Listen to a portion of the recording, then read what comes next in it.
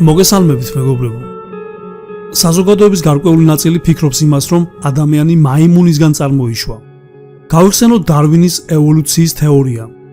ამ მეცნიერის აზრით ადამიანის წინაპარი მაიმუნია, რომელიც ნელ-ნელა განვითარდა. 4 ფეხიდან 2 ფეხზე დადგა და მრავალი საუკუნის მანძილზე განვითარების შედეგად დაიწყო აზროვნება. ჩამოყალიბდა ჰომო საპიენსი და ჰომო საპიენსიდან კი ჩამოყალიბდით ჩვენ, თანამედროვე ადამიანები. დარვინი უდაოდ ნიჭიერი სწავლული იყო, მაგრამ მისი მოძღვრება იმის შესახებ, რომ ადამიანი მაიმუნისგან წარმოიშვა, თანამედროვე მეცნიერებამ ჩათვალა, რომ ცდარია.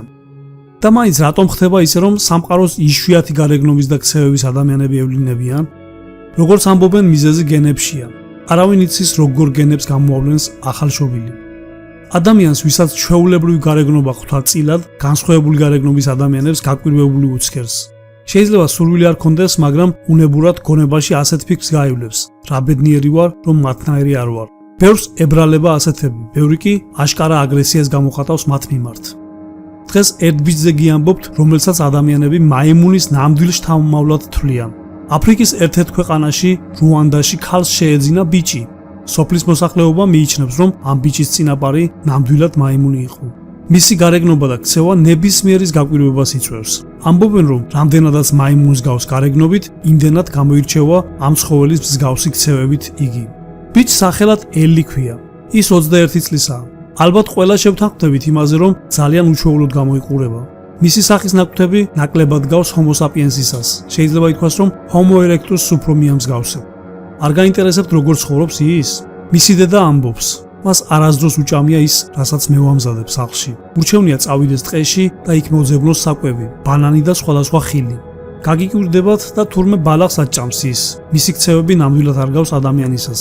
იფიქრებთ, რომ როგორც პრიმატი, ისე იქცევა. მან საერთოდ არ იცის ლაპარაკი. მის ემოციებს უცნაური ხმებით გამოხატავს, ისევე როგორც მაიმუნები. რთული არაა იმის მიხვედრა, რომ ასეთი ბავშვისთვის და შესაბამისად მისი დედისთვის ძალიან რთული იქნება რუანდის სოფელში ცხოვრება. დასაკვირველია, ელის გონებრივი მონაცემები ძალიან სუსტია და ამიტომაც ის სკოლაში არ მიიღეს. აქ მცხოვრები მოსახლეობის გარკვეული ნაწილი თანაუგრძნობს ბიჭს და მის დედას, მაგრამ არიან ისეთები, რომლებიც დასცინიან მათ და აბუჯად იგდებენ. ელის მაიმუნს ეძახიან, დედამის კი მაიმუნის დედას. მართალია ელი ვერ ლაპარაკობს, მაგრამ ის ჩვეულებრივად განიცდის ყველაფერს. ხალხის მხრიდან დაცინვის და აგრესიის გამოხატვის გამო ის დაშინდა და ადამიანებში მხოლოდ მტერს ხედავს, რომლებმაც ტკივილი შეიძლება მიაყენონ მას. ის ცდილობს დაემალოს მათ და დღის უმეტეს ნაწილს ტყეში ატარებს, მარტო. ძალიან მტკივნეულია, როდესაც გააცნობიერებ, რამდენად სასტიკები არიან ადამიანები. მისი ოჯახის კეთილის მყოფელი მეზობელი ამბობს, ადამიანები მას დასცინიან იმის გამო, რომ ის მათ არ გავს. ისინი ვერ ხვდებიან, რომ თავად უფრო გვალან ცხოველებს ვიდრე ელი. თანაგრძნობის ღირსი არა მარტო ელია, არამედ მისი დედაც. ეს ქალი დიდ პატივისცემას იმსახურებს. როგორი მძიმეც არ უნდა იყოს მისთვის ასეთი შვილის ყოლა, ის ელის ბუნების საჩუქარს ეძახის. საქმე იმაშია, რომ ელიმდე მას 5 ორსულობა ჰქონდა, მაგრამ არც ერთი გამოდგა ბედნიერი. ერთადერთი ელი აღმოჩნდა ის, რომელიც მოევლინა ქვეყანას. რა თქმა უნდა, ისეთი ბავშვის გაზრდა, რომელიც ასე გამოირჩევა სხვებისგან, ძალიან რთულია, მაგრამ ქალისთვის ცხოვრება ბევრად ადვილი იქნებოდა, თანასოფლელები რომ იზიარებდნენ მის ტკივილს, არ დასცინოდნენ და არ ტანჯავდნენ მის პირბშოს. საბრალო ქალი ჟურნალის თავის ტკივილს უზიარებს. ის ამბობს, რომ ელის ისე ეშინია ხალხის, როგორც კი მათ ახლოს მოკლავს თვალს, უკან მოუხედავად გარბის იქეთ, სადაც მათ დაემალება. დედას კი მეტი არაფერი დარჩენია და მას მისდევს, როგორმე უკან რომ მოაბრუნოს. ამას თუ არ გააკეთებს, შეიძლება მისი შვილი დაიკარგოს და უკან აღარ დაბრუნდეს. საბედნიეროდ, როცა ელი გაიქცევა, დედა მიცის, რომელ მხარეს უნდა ეძიოს. ის სევდით ამატებს. 21 წლისაა, უკვე დიდია დამოუკიდებლობა რომ შეეძლოს, მაგრამ მისთვის ეს სამყარო ძალიან საშიშია. თუ დაიჯერებთ, ერთხელ კვირის განმავლობაში ქალს 230 კილომეტრის გავლა მოუწია შვილის დევნაში. ქალს ლასოს მაგვარის გაკეთება მოუწია მისათვის, რომ ელი როგორმე დაეჭირა. დამეთანხმებით, ეს საშინელებაა. ადამიანების უმრავლესობას წარმოდგენაც არ აქვს, თუ რისი გადატანა უწევს ამ ქალს ყოველდღიურად. მიუხედავად ამისა, სიგიჟემდე უყვარს მას შვილი. ის ხშირად ტირის მის გამო. მერე რა რომ ასეთი დაიბადა, ეს ხომ მისი ბრალი არაა.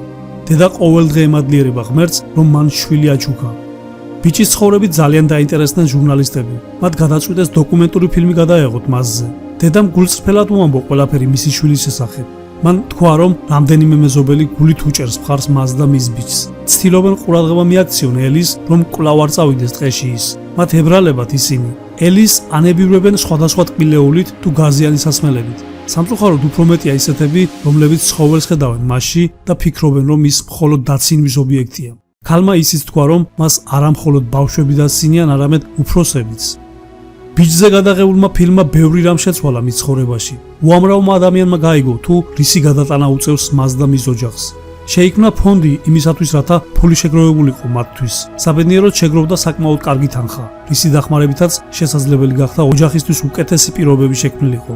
ეზოსათვის მესერი გაკეთებულიყო და ამ გზით დაცული ყოფილიყო ბიჭი როგორც ბოროტი ადამიანების შემოტევებისგან, ასევე ტყეში გაქცევისაგან, რასაც ყოველდღე ცდილობს საბრალო ელი.